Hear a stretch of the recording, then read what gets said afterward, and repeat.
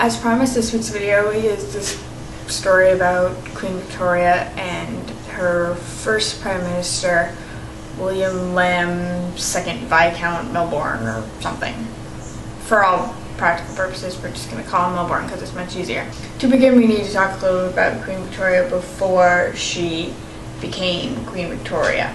So, she was raised in Germany under her mother, Princess Victoria, something. And she grew up completely secluded from everyone else. She didn't have any friends. She just had dolls, which is a little creepy and quite sad.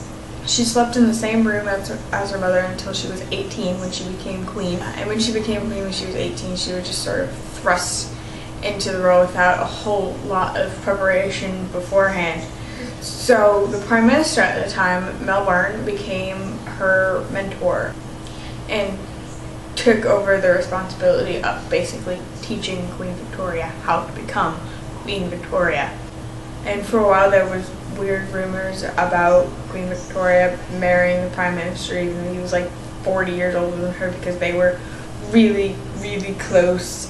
While he was Prime Minister, he had an apartment within Windsor, his own apartment within Windsor Castle, where he lived, apparently. And so he was Prime Minister with Queen Victoria for 4 years and trained her and taught her how to be queen.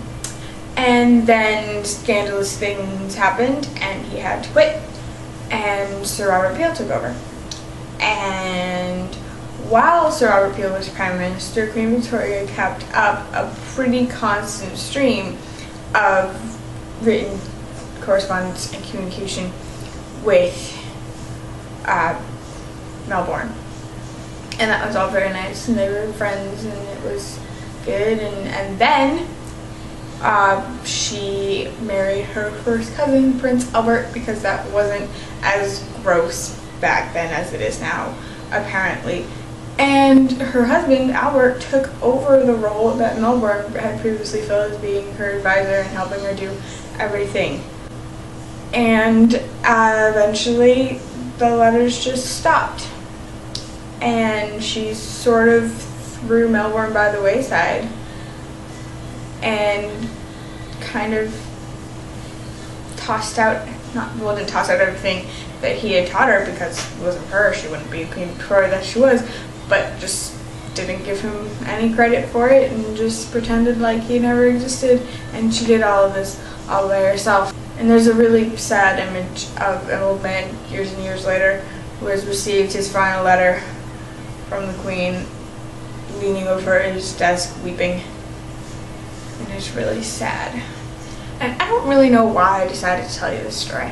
I thought it was kind of a cool story. I honestly think it would make a pretty cool movie as like one of the period dramas.